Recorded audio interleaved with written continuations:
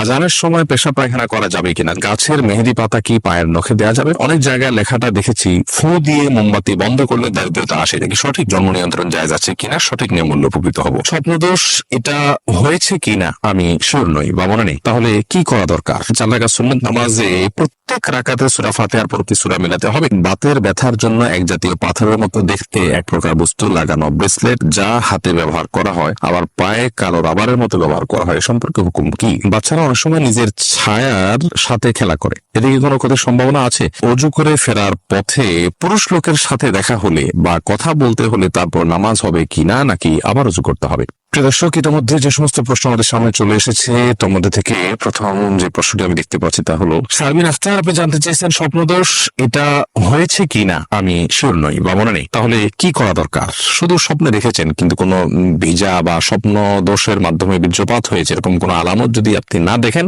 তাহলে সেক্ষেত্রে আপনার গোসল ফরজ হয়নি। আপনি স্বপ্নে দেখেছেন বীর্যপাত হয়েছে, বাস্তবিক বীর্যপাতের কোনো আলামত যদি খুঁজে না পান তাহলে আপনাকে গোসল করতে হবে না। কাজী রিয়াদ, আপনি জানতে চেয়েছেন বাচ্চারা অনেক সময় নিজের ছায়ার সাথে খেলা করে, এটা কি কোনো ক্ষতির সম্ভাবনা আছে? না, বাচ্চারা নিজের ছায়ার সাথে খেলা করলে এর জন্য বিশেষ কোনো ক্ষতির কথা আছে বলে আমার জানা নেই। মেহনাজ পারভিন, আপনি জানতে চেয়েছেন অনেক জায়গায় লেখাটা দেখেছি ফু দিয়ে মোমবাতি বন্ধ করলে দারিদ্রতা আসে, এটা কি সঠিক? এটি কুসংস্কার। ফু দিয়ে মোমবাতি বন্ধ করা জায়েজ না। ফু দিয়ে মোমবাতি বন্ধ করলে দারিদ্রতা আসে এরকম কোনো বিশ্বাস রাখা জায়েজ নাই। দারিদ্রতার সাথে এগুলোর কোনো সম্পর্ক নেই, এগুলো কুসংস্কার, এমনটি বিশ্বাস করা যাবে না। এটি বিশ্বাস ছোট শিরকের অন্তর্ভুক্ত হবে। বরং ফু দিয়ে মোমবাতি নেভাতে গেলে যদি আগুন ডানে বামে ছড়াতে পারে সে ভয় থাকে, তাহলে ফু দিবেন না, হাত দিয়ে নেভাবেন, সেটি ভিন্ন বিষয়। কিন্তু এর কারণে দারিদ্রতা আসে এরকম কথা সঠিক নয়। সফিবুর রহমান, আপনি জানতে চেয়েছেন সুন্নাত পদ্ধতিতে গোসল করার জন্য প্রথমে ওযু করলাম, তারপরে সারা দেহে সাবান মেখে গোসল করলে আবার কি ওযু করতে হবে? না, এরপরে আর ওযু করার প্রয়োজন নেই। তো অনেক ওলামায়ে কেরামের মতে লজ্জাস্থান সরাসরি স্পর্শ করলে ওযু ভেঙে যায়। তাদের মত অনুযায়ী আপনি লজ্জাস্থান, এমনিতে গোসলের সুন্নাহ পদ্ধতি হলো যে আগে লজ্জাস্থানে কোনো ময়লা নাপাক থাকলে সেগুলোকে আগে ভালো করে ধুয়ে ফেলা, এরপর উপরে শরীর ধোবেন, তারপরে সেক্ষেত্রে লজ্জাস্থানে সরাসরি স্পর্শ করবে না। তবে লুঙ্গুরুম ইত্যাদির মাধ্যমে স্পর্শ করলে কারোর মতেই ওযু ভঙ্গ হবে না। মিতা নাহিদা, আপনি জানতে চেয়েছেন কিছুদিন আগে আমার বাচ্চা হয়েছে, বাচ্চা হওয়ার কতদিন পর আমি নামাজ পড়তে পারবো বলে উপকৃত হবো? বর্ণিতা, বাচ্চা হওয়ার পর ব্রিডিং যতদিন চলবে ততদিন আপনি নামাজ পড়বেন না। ব্রিডিং শেষ তখন থেকে আপনি নামাজ পড়বেন। এটাকে নিফাস বলা হয়। নেফাস বা সন্তান প্রসব পরবর্তী যে ব্লিডিং, এই ব্লিডিং শেষ হয়ে গেলে আপনাকে সালাত আদায় করতে হবে। তবে ব্লিডিং এর সর্বশেষ সীমা হলো 40 দিন। 40 দিন পর্যন্ত যদি ব্লিডিং বন্ধ না হয় তাহলে 40 দিনের পরে ব্লিডিং থাকলেও আপনি সালাত আদায় করবেন। আপনি জানতে চেয়েছেন অজু করে ফেরার পথে পুরুষ লোকের সাথে দেখা হলে বা কথা বলতে হলে তারপর নামাজ হবে কি না, নাকি আবার অজু করতে হবে? না বোন, কোন পুরুষ লোকের সাথে অজু করার পর যদি দেখা হয় বা কথা হয় তাতে আপনার অজু ভঙ্গ হবে না। অজু ভঙ্গ হওয়ার সাথে এর কোনো সম্পর্ক নেই। কেউ যদি অজু করার পর কোনো পুরুষের সাথে অন্যায় ভাবে দেখা দেন, হারাম ভাবে দেখা দেন, হারাম কথা বলেন, তাহলে ঠিক গুনার কারণ হবে, ভিন্ন কথা। কিন্তু এর ফলে অজু ভঙ্গ হবে না। অজু ভঙ্গ হওয়ার সাথে অজু ভঙ্গকারী বিষয়গুলোর সম্পর্ক, যেমন অপবিত্র কোনো কিছু শরীর থেকে বের হলো কিনা, ঘুমালেন কিনা, অজুভঙ্গের কোনো কারণ পাওয়া গেল কিনা, এর সাথে হলো অজুভঙ্গের সম্পর্ক। সোহেল রানা সুজন, আপনি জানতে চেয়েছেন বাতের ব্যথার জন্য এক জাতীয় পাথরের মতো দেখতে এক প্রকার বস্তু লাগানো ব্রেসলেট, যা হাতে ব্যবহার করা হয় আবার পায়ে কালো রাবারের মতো ব্যবহার করা হয়, সম্পর্কে হুকুম কি? ভাই সোহেল, এই জাতীয় ব্রেসলেটের কোনো বৈজ্ঞানিক কোনো ব্যাখ্যা আছে কিনা যে এটি মানুষের শরীরে বাতের ব্যথাকে দূর করে? যদি থাকে তাহলে এটা ব্যবহার করা যেতে পারে, এবং যদি বৈজ্ঞানিক কোনো ব্যাখ্যা না থাকে, এর যৌক্তিক কোনো লজিক্যাল কোনো কারণ না থাকে, নিছক এটি একটা ধারণা মানুষের থাকে, তাহলে সেক্ষেত্রে এটি ব্যবহার করা জায়েজ হবে না। আলমগীর হোসেন, আপনি জানতে চেয়েছেন স্মৃতি শক্তি বৃদ্ধির জন্য কি কি আমল করতে পারে? স্মৃতিশক্তি বৃদ্ধির জন্য একটা বিশেষ আমলের কথা একটা হাদিসে পাওয়া যায়, বিশেষ সূরা, বিশেষ সংখ্যক বার রাতে 2 রাকাত নামাজ পড়ে। সেই হাদিসটি সনদকে মুহাদ্দিসিন ইকরাম যায়েব বলেছেন। স্মৃতিশক্তি বৃদ্ধির জন্য গুনাহ থেকে বেঁচে থাকা আর স্বাভাবিকভাবে আল্লাহর রাব্বুল কাছে দোয়া করা, এই দুটি বিষয় বিশেষভাবে উল্লেখযোগ্য।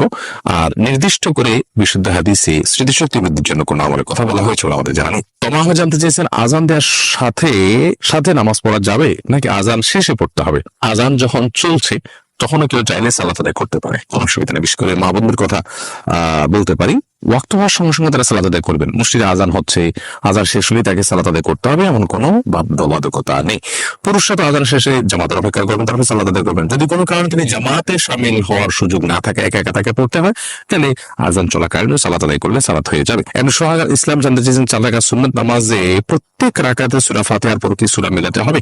সুন্নাত নামাজ হলে প্রত্যেক রাকাতে মিলাবেন। আরিফিন আহমেদ সাগর আপনি জানতে চেয়েছেন চিংড়ি মাছ খাওয়া জায়েজ হবে কিনা? জি, চিংড়ি মাছ খাওয়া জায়েজ আছে। এটাকে অনেক একসময় আমরা মাকরুহ বলতেন, এখন কেউ এটাকে আর মাকরুহ বলেন না, কারণ এটিও এক প্রকারের মাছ, যার কারণে এটি সম্পূর্ণ জায়েজ এবং হালাল। হালিমা বেগম জানতে চেয়েছেন গাছের মেহেদি পাতা কি পায়ের নখে দেওয়া যাবে? কোনো অসুবিধা নেই। অনেকে মনে করেন যে মেহেদি পাতা পায়ে দেওয়া যাবে না, যেটি দাড়িতে দিতে হয়, চুলে দিতে হয়, এমন কোনো কথা নেই।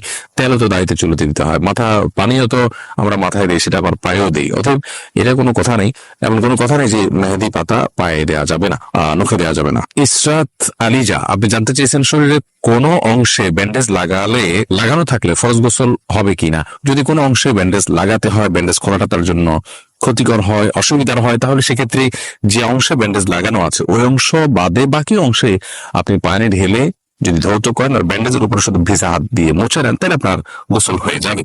আর যদি ব্যান্ডেজটা এরকম জায়গায় হয়, কথার কথা পেটে বড় করে ব্যান্ডেজ আছে, তাহলে সেক্ষেত্রে আপনি উপরের অংশে কোনোভাবে পানি দিতে পারছেন না, দিলেই ব্যান্ডেজ ভিজে যাবে, তাহলে সেক্ষেত্রে আপনি অবশ্যই তেমন করে সালাত আদায় করতে পারবেন। যে প্রশ্নে আমি দেখতে পাচ্ছি নাসরিন আক্তার চাঁদনী আপনি জানতে চেয়েছেন সোনা দিয়ে কি দেনমোহর শোধ করা যায়? যে কোনো কিছু দিয়ে দেনমোহর শোধ করা যেতে পারে। শাহান রাফসান আপনি জানতে চেয়েছেন নামাজের মধ্যে মুখে যদি দাঁতের ভেতর থেকে কোনো কিছু খাবার বের হয় তাহলে কি নামাজ হবে? আর সামান্য যদি কোনা টোনা জাতীয় হয় কোনো অসুবিধা নেই, তাতে নামাজ হয়ে যাবে। দাঁতের মধ্যে কোনা ছাড়া তো আর বড় কিছু রাখার কথাও নয়, অটোমেটিক জায়েজ হবে ইনশাআল্লাহ। হ্যাঁ, যদি মুখের ভিতরে কোনো খাবার রেখে আপনি নামাজ দাঁড়িয়ে যান আর ওটা খেতে খেতে নামাজ পড়েন, আপনি গিলেন খান, তাহলে তো আপনার নামাজ হবে না। মেহরুন রিয়া আপনি জানতে চেয়েছেন দেনমোহর যদি না নেওয়া হয় তাহলে কি কিছু হবে?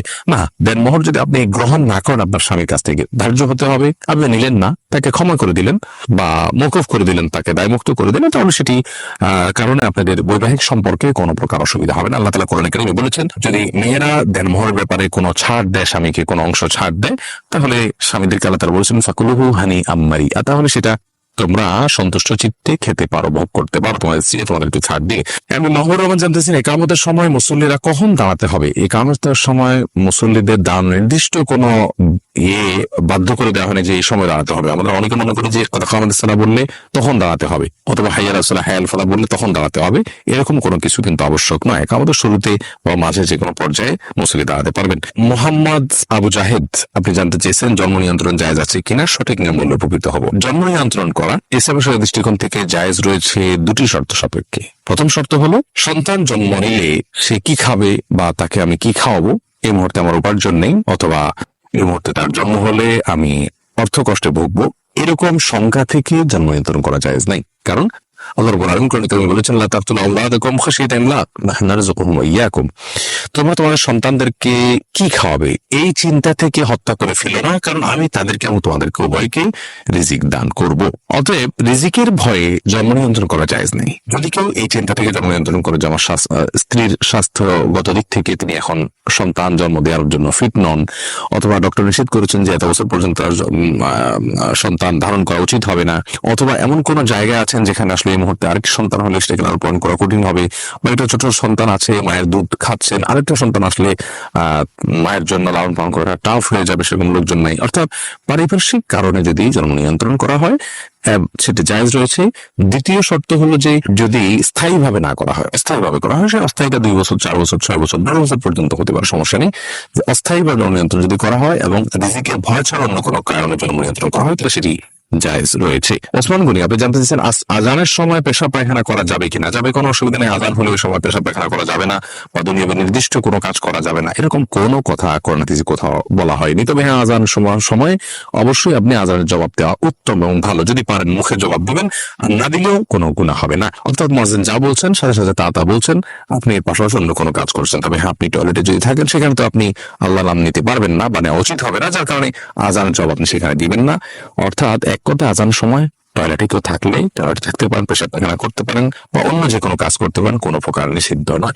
এমন কোনো কাজ যদি করেন যেখানে থেকে আজানের মুখে জবাব দিতে পারছেন তাহলে জবাব দিবেন, সেটি সবের কাজ, আর না পারলে দিবেন না।